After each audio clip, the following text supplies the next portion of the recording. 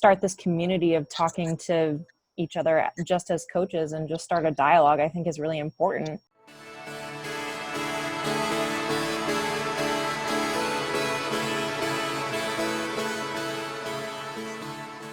Your explanation of standard golf instruction kind of hit home with me because it's stuff that I agree with. Can you just briefly go over why you started to make YouTube videos and where you find your content? I was giving golf lessons, and there was sometimes just that golfers weren't, that the people that I was teaching weren't necessarily committed to the things I was suggesting because they'd seen other descriptive nature of things online. So it was becoming a little bit of a difficulty to try and encourage somebody to do something if they've seen something else. So I kind of, and the problem that you've got, and you still have, and we always do, is that there's always going to be a hierarchy. So the person with the bigger subscriber base is generally going to be perceived as maybe the more knowledgeable person to the general public. So, and that was kind of, I suppose, what I was trying to battle. So I kind of thought, well, if I put some content out there in detail, so it doesn't waste the time of the lesson where I'm spending, if somebody comes for an hour lesson, I'm spending 20 minutes describing what it is that I'm trying to do, then at least these people can relate to it.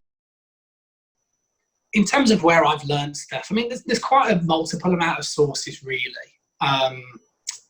of sources that I've kind of seen over my time that would stem back. I mean, Kelvin Miyahiro was probably one of the first golf coaches when I was reading some of his blog posts that he was posting, which I stumbled across quite a few years ago, where he started to talk about stuff in a biomechanical perspective. As time's gone on, I kind of started to look for stuff online, really. So I would read a lot of biomechanical papers of things that you could find. So different sort of sources of where people would write stuff. There's actually a guy called Jeffrey Mangold who writes some good stuff as well. So he has a website which he posts things, and he's got some really sort of interesting ideas which hit home a lot to me as well. A lot of force plate data hit that kind of home as well to me. Athletic Golf Motion have been a good influence as well. I think that the 4D biomechanics stuff, Swing Catalyst as well, like you say, a lot of the studies that were carried out on those guys. Have you developed a certain process in how you evaluate someone's swing? Like, do you look at what the ball is doing first and then the club and then the body, or do you look at what someone's feet are doing and then their pelvic motion? And I mean, it depends what the person wants. Would I look at ball flight first? I mean, I think the answer would have to be yes, you know. But generally, I'm kind of looking at a golfer in terms of thinking, how can you become more functional and hit the ball better and further?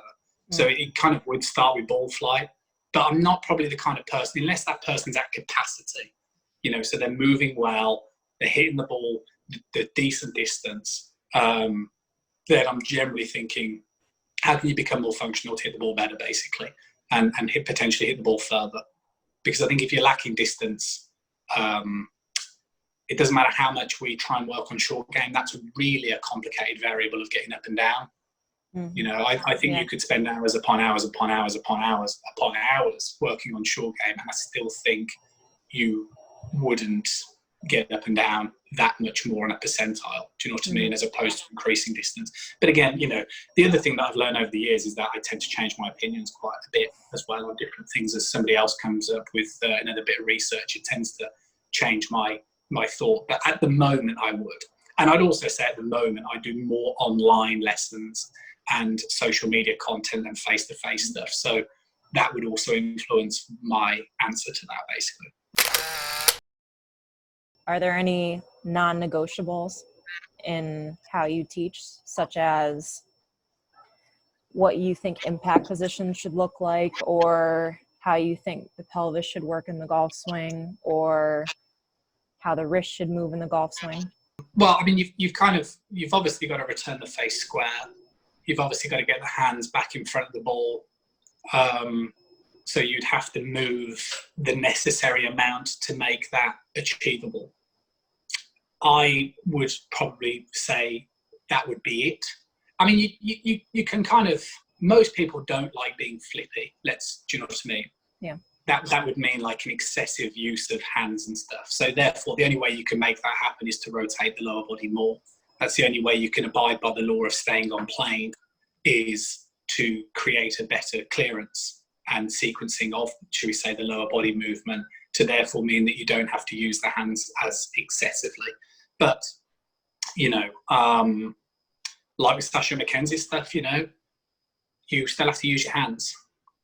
You know, you can reduce the rate of closure, of course you can, but probably not as much as sometimes I think people think. So when they hear the term that was kind of derived again from Kelvin Miyahira's stuff, you know, of drive hold and reducing rate of closure, that's true, but you know, you don't lose it at all. You know, you still have to rotate your arms coming in towards the hit. So, you know, that's why the game's so difficult.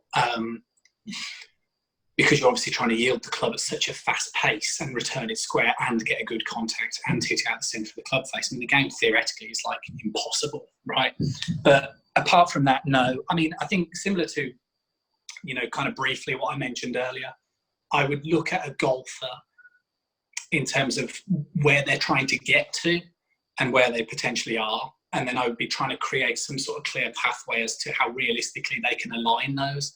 And then because the worst place to be is, okay, you're down here and you want to be up here, and your expectation is just going to arise so much more than the reality is ever going to do. It's like losing weight. Most people struggle because, do you know what I mean? You don't really know how much is actually entailed to get to where you want it. So you end up becoming frustrated and kind of giving up on it, really. So I would choose my battles wisely, and I would offer that advice not to yourself, the coach, or you know, anybody. I would offer that advice to the people that are going to be making swing changes as well. You know, choose your battles wisely. I wouldn't, unless you have a fault in your backswing and you don't like the look of it, I probably wouldn't change it, in my opinion. But you have to be functional, which is why on the YouTube channel I reiterate a lot of stuff about rotational movement and trying to sequence things, because that is a necessity to deliver speed and a decent impact position. I think what I tend to see is that some amateurs might possess the wrong idea or the wrong sort of story in their head, is what I tend to say, where they might think that they've got to move the head over this way, you know, or turn the shoulders behind the ball, but then they're also straightening the leg. And then those two things don't work. Do you know what I mean? Yeah. If you can't stay centered, you know, then you can allow the leg to straighten to create space. You know, so it's kind of those things that I tend to see in terms of commonalities. You know, a lack of weight pressure would, you know, in the rotation, or a lack of rotation in the backswing position would generally lead to what's known as a spinning out movement, which would then feel like you're going to get trapped. I mean, that would be probably what you would see in a very, very large proportion of amateur golf swings to some degree. And the reason why these things happen, I think, is just because the science is still relatively new. You know, like we kind of spoke before, force plate data is still relatively new. You know, not everybody's still fully aware of it.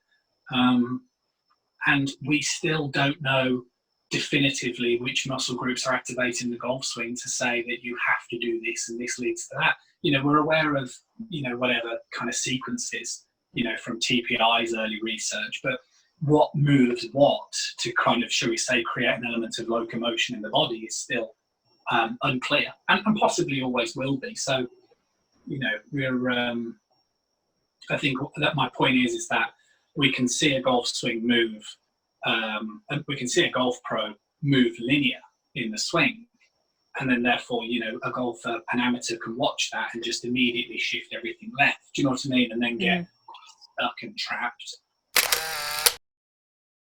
What, in your mind, do you think are the three most important elements of the swing that you would tell another instructor to focus on, whether they be looking at the kinematics or the kinetics?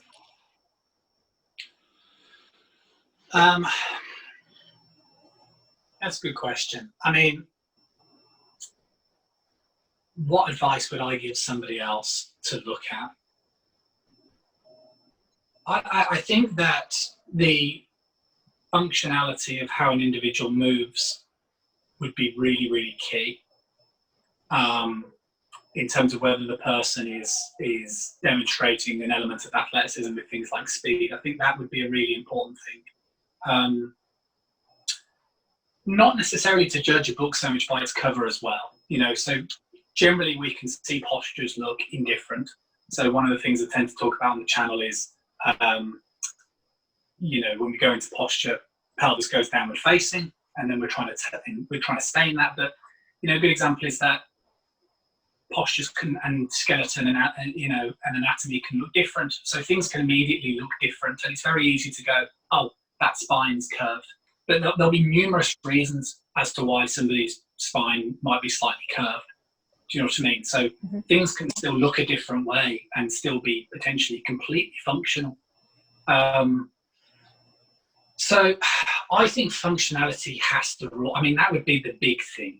So, for example, is somebody demonstrating to what looks to them like an element of close to their capacity in terms of how they can move? So you've got to be realistic. If somebody's 70, they ain't going to move anything like a tall professional.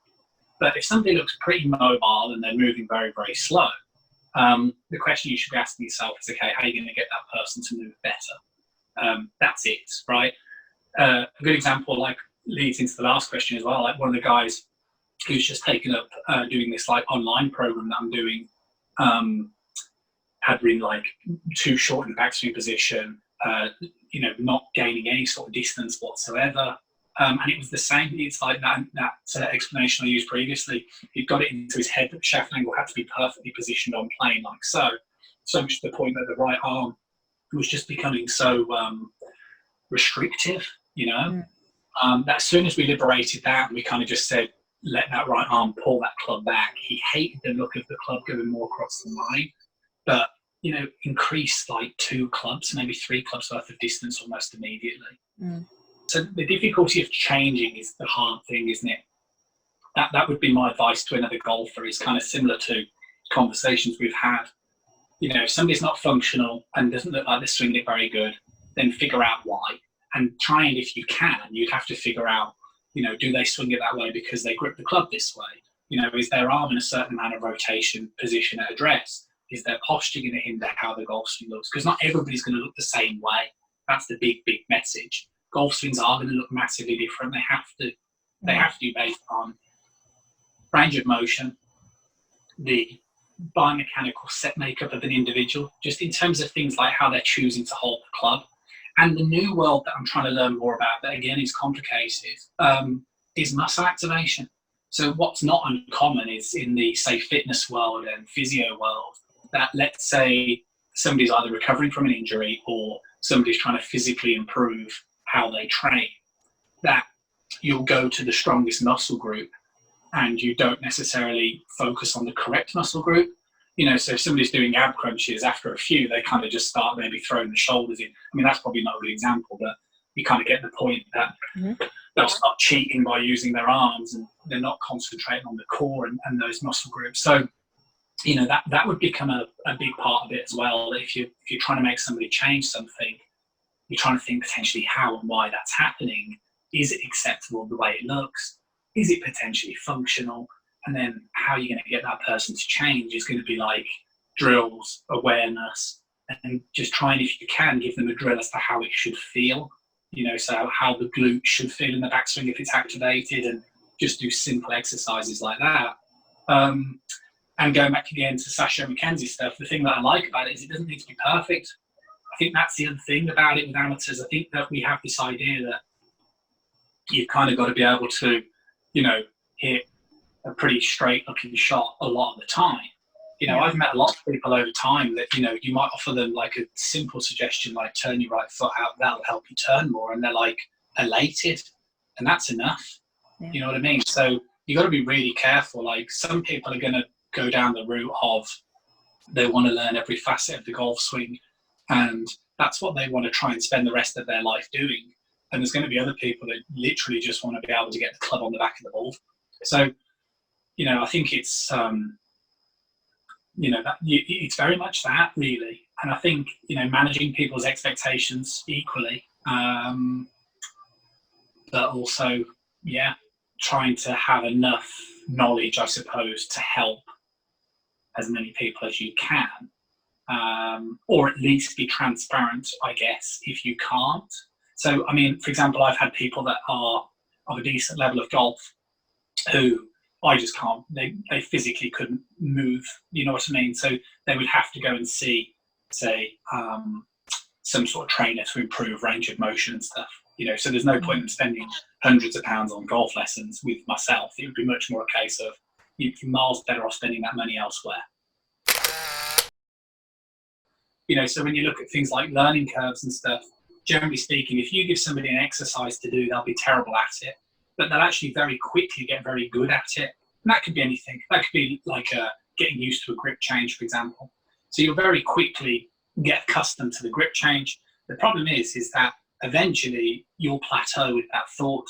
And the problem is that if you keep introducing an element of consciousness to the point where it doesn't need to be there, then you potentially have a problem, because the person is becoming too consciously aware of the thing that they don't need to be now, which is kind of known as choking, you know. So in sports, if somebody chokes, it's because they're thinking about the thing they're doing.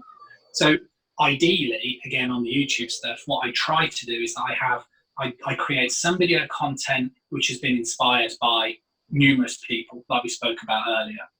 And what I will try and do is I will try and articulate that information as best as I can to other individuals. I'll also speak from my previous experiences, reference the articulation, but ideally, the only way you're going to learn, like articulation will help somebody understand things maybe, that's true, but the only way you're going to learn, ideally, is possibly, you know, on some sort of subconscious sort of level. Do you know what I mean?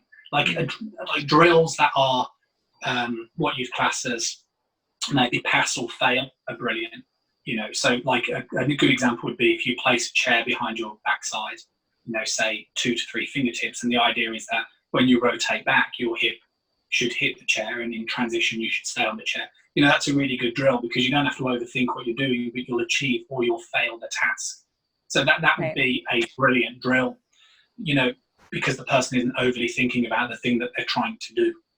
But what you can never forget is that these people that are taking these golf lessons, it's a massive, massive part of their life, you know. So if you can be incredibly sensitive to listening to what the person actually wants and not necessarily doing the thing that you want to do for the individual, is probably the only thing that in essence really matters out of the whole process. And the benefit of having knowledge and the benefit of doing research is that you can just help more people, basically. And that would be the thing that I would look back at now. Pre-researching stuff, pre-learning stuff, I would have a picture in my head of how the golf swing would have to look. And if somebody came for a golf lesson and didn't look that way, I would be putting them into those sort of positions. And nowadays, I look at it very differently, with the idea of things can look a certain way, and there are certain things which can't, which, you know, backswing movement, you've got to try and stay in posture. That would be a good thing. And you've got to try and be functional with your movement. I mean, everyone can move, you know, generally speaking. And I think, you know, there's no real clear method from me at the moment. And there may be in the future when I learn more about how people learn, and then can probably figure out what type of golf swing is best for everybody. Because that's what golf is. There's different methodologies to choose from, and they all work, but they don't all work for everyone. So, you know, the trick is, as an amateur golfer, is to try and do what feels right for you, and just make sure whatever you're doing is functional and you're not doing it because you have to look a certain way, in my opinion. Well, thank you so much for your time, and keep making those YouTube videos because they're great. I will continue to try. Thank you for reaching out. Yeah, absolutely. All right. Well, take care, and I hope you and your family stay safe during this time.